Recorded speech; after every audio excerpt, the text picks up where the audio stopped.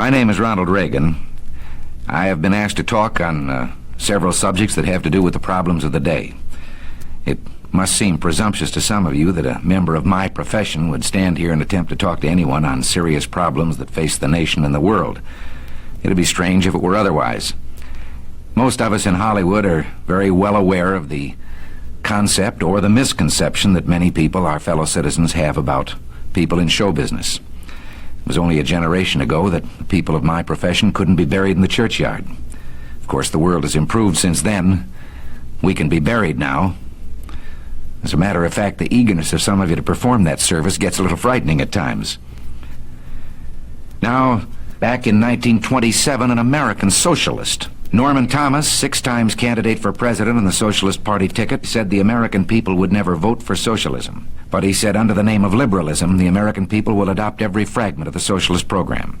There are many ways in which our government has invaded the precincts of private citizens, the method of earning a living. Our government is in business to the extent of owning more than 19,000 businesses covering 47 different lines of activity. This amounts to 1/5 of the total industrial capacity of the United States. But at the moment, I'd like to talk about another way, because this threat is with us and at the moment is more imminent.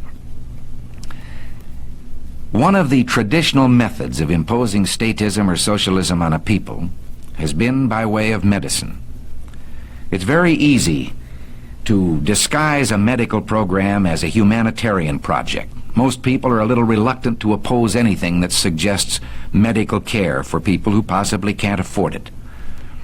Now, the American people, if you put it to them about socialized medicine and gave them a chance to choose, would unhesitatingly vote against it. We had an example of this under the Truman administration.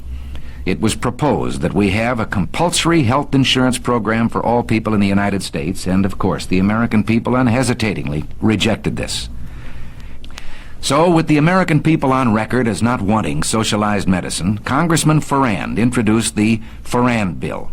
This was the idea that all people of Social Security age should be brought under a program of compulsory health insurance. Now, this would not only be our senior citizens, this would be the dependents and those who are disabled. This would be young people if they are dependents of someone eligible for Social Security. Now, Congressman Ferrand brought the program out on that idea of just for that particular group of people. But Congressman Ferrand was subscribing to this foot-in-the-door philosophy, because he said, if we can only break through and get our foot inside the door, then we can expand the program after that. Walter Reuther said, it's no secret that the United Automobile Workers is officially on record as backing a program of national health insurance. And by national health insurance, he meant socialized medicine for every American. Well, let's see what the socialists themselves had to say about it. They say, once the Ferrand Bill is passed, this nation will be provided with a mechanism for socialized medicine capable of indefinite expansion in every direction until it includes the entire population. Well, we can't say we haven't been warned. Now, Congressman Ferrand is no longer a congressman of the United States government. He has been replaced, not in his particular assignment, but in his backing of such a bill, by Congressman King of California. It is presented in the idea of a great emergency that millions of our senior citizens are unable to provide needed medical care. But this ignores the fact that in the last decade, 127 million of our citizens, in just 10 years, have come under the protection of some form of privately owned medical or hospital insurance. Now, the advocates of this bill, when you try to oppose it, challenge you on an emotional basis. They say, what would you do, throw these poor old people out to die with no medical attention? That's ridiculous, and of course no one has advocated it. As a matter of fact, in the last session of Congress, a bill was adopted known as the Kerr-Mills Bill. Now, without even allowing this bill to be tried to see if it works, they have introduced this King Bill, which is really the Ferrand Bill. What is the Kerr-Mills Bill? It is a frank recognition of the medical need or problem of our senior citizens that I've mentioned.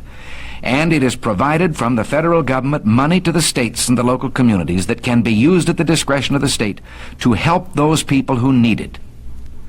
Now, what reason could the other people have for backing a bill which says we insist on compulsory health insurance for senior citizens on a basis of age alone, regardless of whether they are worth millions of dollars, whether they have an income, whether they're protected by their own insurance, whether they have savings.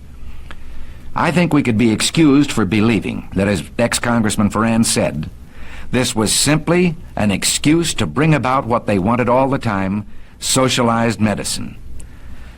James Madison, in 1788, speaking to the Virginia Convention, said, "Since the general civilization of mankind, I believe there are more instances of the abridgment of the freedom of the people by gradual and silent encroachment of those in power than by violent and sudden usurpations." They want to attach this bill to Social Security, and they say, here is a great insurance program now instituted, now working. Let's take a look at Social Security itself. Again, very few of us disagree with the original premise that there should be some form of saving that would keep destitution from following unemployment by reason of death, disability, or old age. And to this end, Social Security was adopted. But it was never intended to supplant private savings, private insurance, pension programs of unions and industries. Now, in our country, under our free enterprise system, we have seen medicine reach the greatest heights that it has in any country in the world. Today, the relationship between patient and doctor in this country is something to be envied any place. The privacy, the care that is given to a person, the right to choose a doctor, the right to go from one doctor to the other. But let's also look from the other side at the freedom the doctor loses. A doctor would be reluctant to say this. Well, like you, I'm only a patient, so I can say it in his behalf. The doctor begins to lose freedoms. It's like telling a lie, and one leads to another. First, you decide that the doctor can have so many patients. They're equally divided among the various doctors by the government. But then the doctors aren't equally divided geographically. So a doctor decides he wants to practice in one town, and the government has to say to him, you can't live in that town. They already have enough doctors. You have to go someplace else. And from here, it's only a short step to dictating where he will go. This is a freedom that I wonder whether any of us have the right to take from any human being. I know how I'd feel if you, my fellow citizens, decided that to be an actor, I had to become a government employee and work in a national theater. Take it into your own occupation or that of your husband. All of us can see what happens once you establish the precedent that the government can determine a man's working place and his working methods, determine his employment. From here, it's a short step to all the rest of socialism, to determining his pay, and pretty soon your son won't decide when he's in school where he will go or what he will do for a living. He will wait for the government to tell him where he will go to work and what he will do. In this country of ours took place the greatest revolution that has ever taken place in the world's history, the only true revolution. Every other revolution simply exchanged one set of rulers for another. But here, for the first time in all the thousands of years of man's relation to man, a little group of men, the Founding Fathers, for the first time, established the idea that you and I had within ourselves the God-given right and ability to determine our own destiny. This freedom was built into our government with safeguards. We talk democracy today, and strangely we let democracy begin to assume the aspect of majority rule is all that is needed. Well, majority rule is a fine aspect of democracy, provided there are guarantees written in to our government concerning the rights of the individual and of the minorities. What can we do about this? Well, you and I can do a great deal.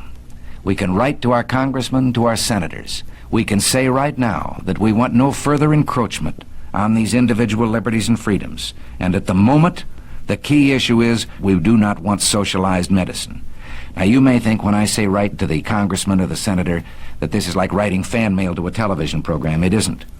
In Washington today, 40,000 letters, less than 100 per congressman, are evidence of a trend in public thinking.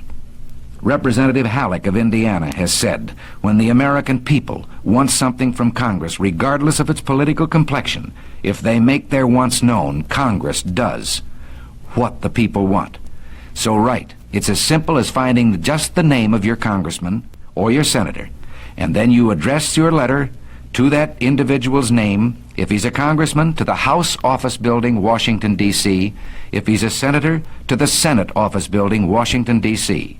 And if this man writes back to you and tells you that he too is for free enterprise, but we have these great services and so forth that must be performed by government, don't let him get away with it.